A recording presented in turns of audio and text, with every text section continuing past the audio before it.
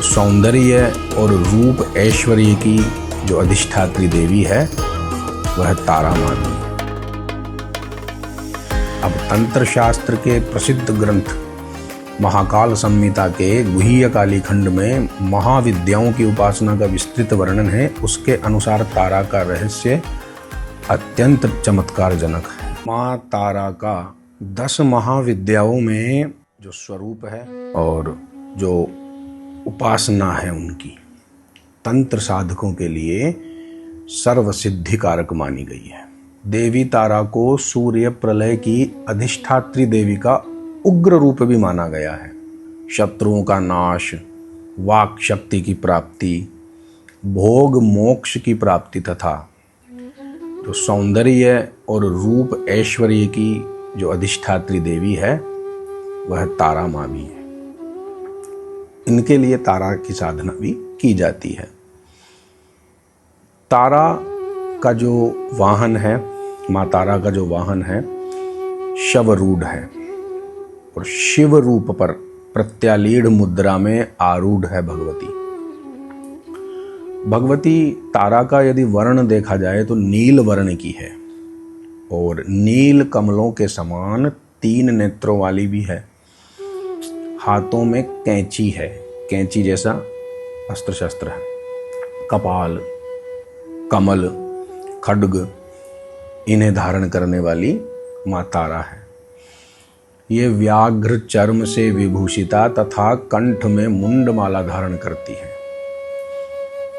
तारापीठ में देवी सती के जो है वो नेत्र गिरे थे, इसलिए इस स्थान को नयन तारा भी, नयन का अर्थ होता है नेत्र, तो नयन तारा भी कहा जाता है।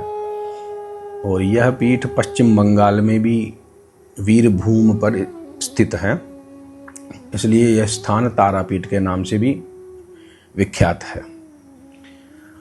और अगर देखा जाए तो तारा माता के बारे में दूसरी कथा भी एक प्राप्त होती है जो राजा दक्ष की दूसरी पुत्री है।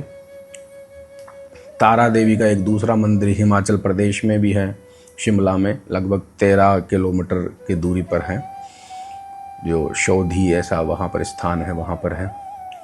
चीन, लद्दाख, तिब्बती बौद्ध इनमें भी, यहाँ पर भी हिंदू धर्म की जो तारा देवी है उनका बहुत महत्व है।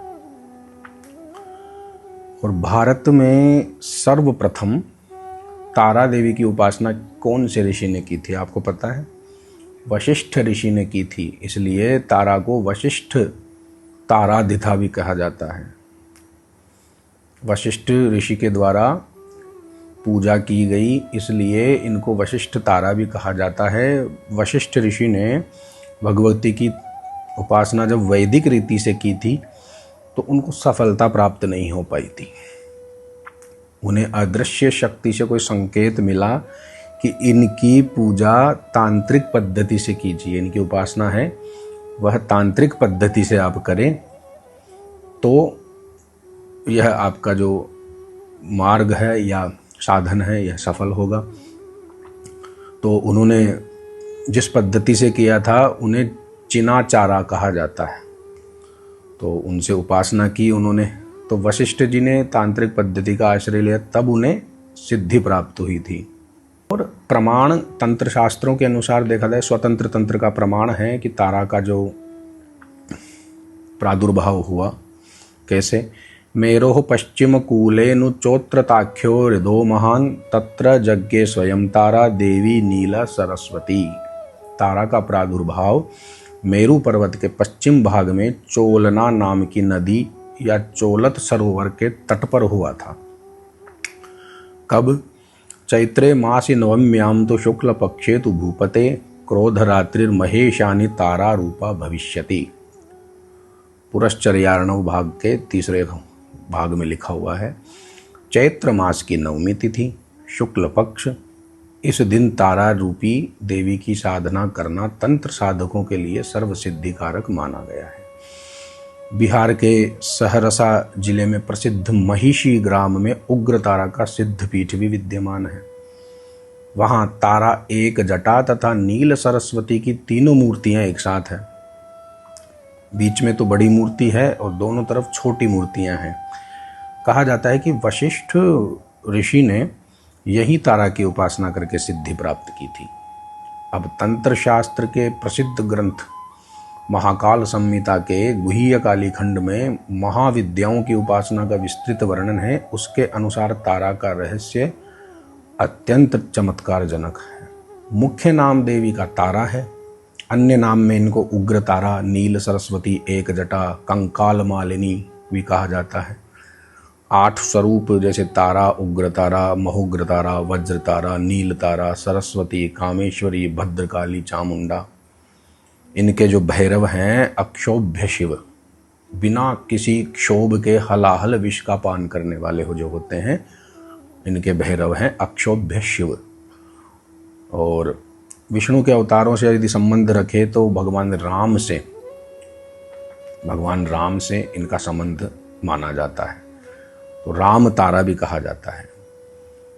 कुल है इनका काली कुल है, दिशा ऊपर की ओर है ऊर्ध्व, स्वभाव इनका सौम्य उग्र है, तामसी गुण से संपन्न है।